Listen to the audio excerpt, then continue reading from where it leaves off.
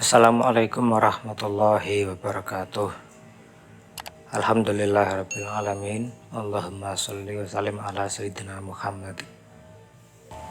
Kita teruskan belajar kitab Kholasah Nurul Yakin juz 2. Kali ini yang akan kita pelajari adalah halaman 20, Ghazwatu Uhudin, Perang Uhud. Bismillahirrahmanirrahim. Ghazwatu Uhudin utawi iki iku nerangake perang Uhud. Khurujur Rasuli sallallahu alaihi wasallam, yaiku metune Rasulullah sallallahu alaihi wasallam. Rujuul munafikin, baline wong-wong munafik.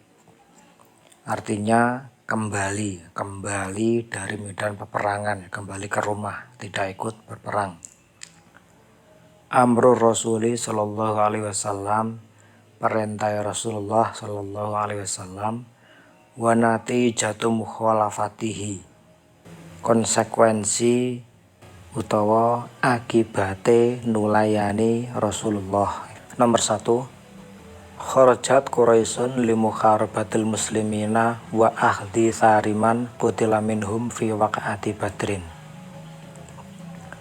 Kharaja metu utawa miyos Quraisyun sapa wong Quraisy, miyos li mukharabatil muslimina krana merangi wong-wong muslim. Orang-orang Quraisy keluar untuk memerangi orang muslim. Wa ahdi sariman, lan ngalap bales ing wong kutila kang den pateni sapa man minhum saking Quraisy fi waqa'ati Badrin ing dalem wektu perang Badar, dan menuntut balas atas orang-orang yang terbunuh pada peperangan Badar. Jadi perang Uhud ini tujuan orang-orang Quraisy adalah karena ingin menuntut balas atas orang-orang Quraisy yang telah terbunuh di perang Badar, menuntut balas dendam. 2. Wa kana lan ono adaduhum apa wilangane Quraisy ma'aman sertane wong khalafa kang bersekutu sapa man hum ing Quraisy salah satu alafi rajulin iku 3.000 wong lanang. Jumlah orang-orang Quraisy beserta orang-orang yang bersekutu dengannya yaitu 3.000 pasukan laki-laki. Fakharaja nomor 3. Fakharaja mongko metu utawa miyos ilaihim marang Quraisy ar-rasulu sapa Rasulullah sallallahu alaihi wasallam. Wa ma'ahu lan iku sertane Rasul alfu rajulin utawi 1000 wong lanang. Maka Rasulullah keluar dan membawa 1000 pasukan laki-laki.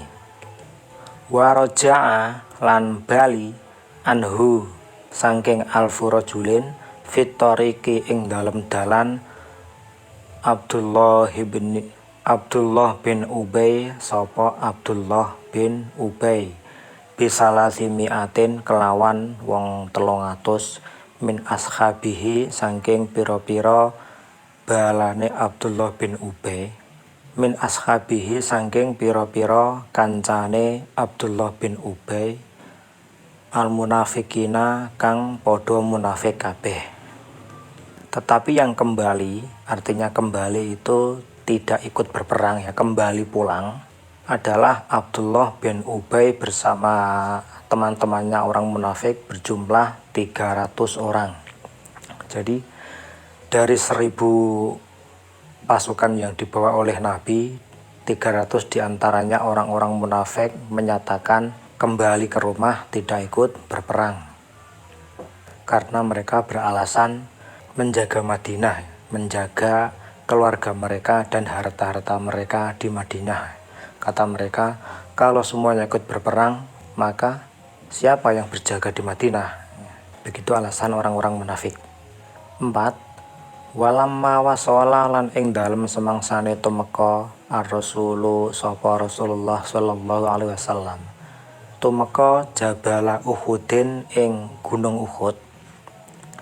Amara mongko perintah sapa Rasul khamsina ing wong 50 rajulan apane wong lanange minar rumati saking pira-pira pemanah bitahasuni kelawan nggawe benteng fil jabali ing dalem gunung.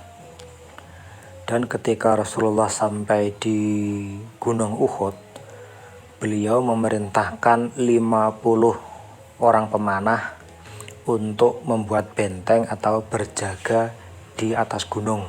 Wa qala lan dawuh sapa Rasul lahum marang khamsina la tatruku al jabal sawaun intasonna am kusirna.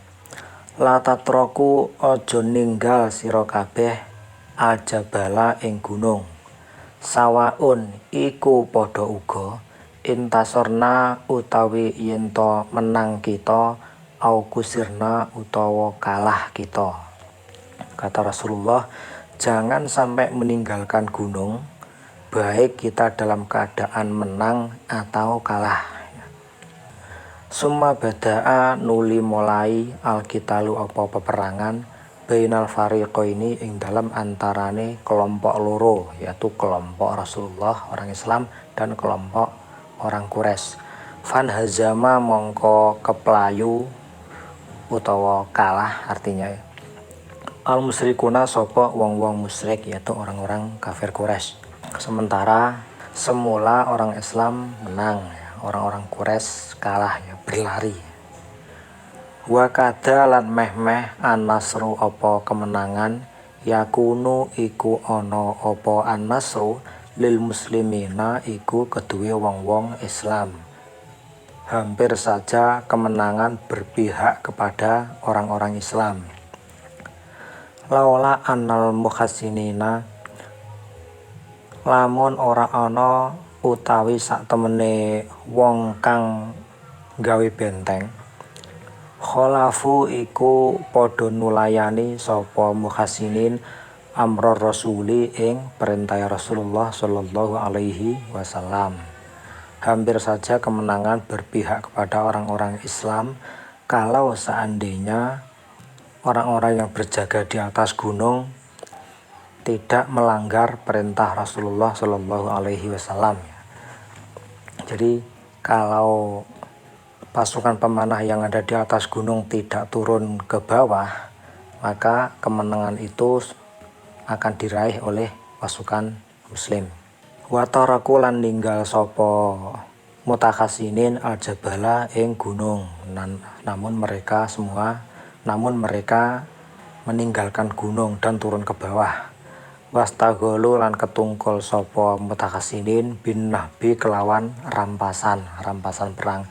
Wasalbi tegese rampasan. Khinama ro'au ing dalem semangsane ningali sapa mutakhasinin intisarul muslimina ing kemenangane wong Islam.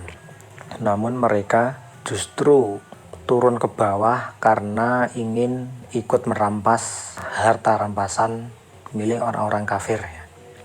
Falamma ro'a mongko ing dalem semangsane ngerti Khalid bin Walid sapa Khalid bin Walid. Ya, Khalid bin Walid itu nanti yang akan menjadi panglima besar umat Islam. Dulu ketika perang Uhud, Khalid bin Walid masih berpihak ke kafir Quraisy, ya, belum masuk Islam. Khalid bin Walid masuk Islam setelah kejadian perang Uhud. Falamma ro'au mongko ing dalem semangsane ngerti Khalid bin Walid sapa Khalid bin Walid al jabala ing gunung kholian khale sepi utawa kosong minar rumati saking pira-pira pemanah. Hamala monggo nyerang sapa Khalid alal muslimina ing atas yang wong-wong Islam min khalfihim saking burine muslimin hamlatan kelawan serangan sadidatan kang banget. Maka ketika Khalid bin Walid melihat bahwa di atas gunung pasukan pemanah sudah pada keluar, ya, artinya sepi itu pasukan muslim sudah pada turun untuk berebut harta rampasan. Maka Khalid bin Walid memutuskan untuk menyerang pasukan muslim dari belakang ya. Mereka artinya naik ke gunung menyerang pasukan muslim dari atas gunung ya, dari belakang. Khatan hazama sehingga keplayu aksaruhum sopo luweh agi-agie muslimin. Sehingga pasukan muslim akhirnya mengalami kekalahan. As'ilah limadza kharajat Quraisyun fi ghazwati Uhudin? Kenapa pasukan Quraisy keluar pada perang Uhud? Ya, jawabannya karena ingin menuntut balas atas orang-orang yang terbunuh di perang Badar. Kam kana adaduhum, dan berapa jumlahnya?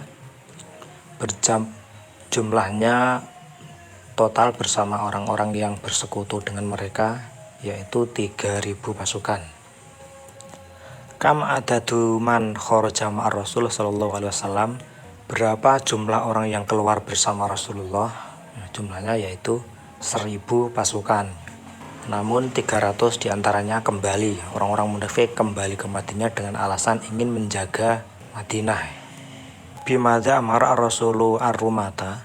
Apa perintah Rasulullah kepada para pemanah? Perintahnya untuk selalu berada di atas gunung meskipun dalam keadaan menang atau kalah.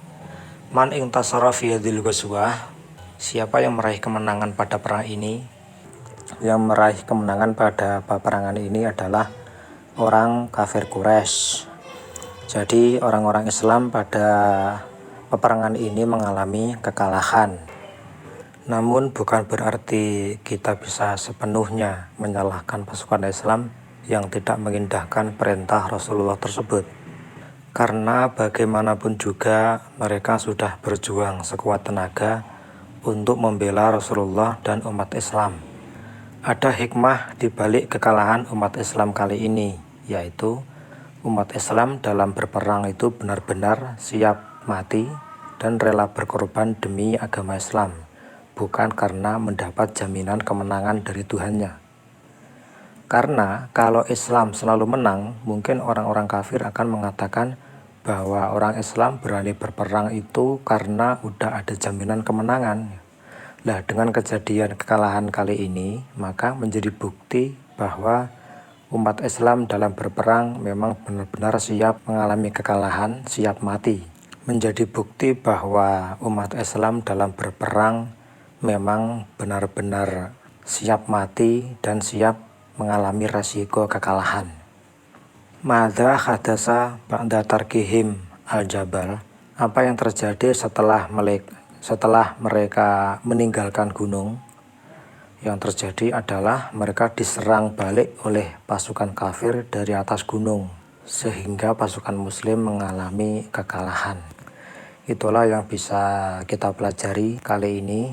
Semoga bermanfaat, dan bagi yang belum paham silakan tulis di bawah, ataupun yang ingin mengoreksi silakan juga tulis di bawah.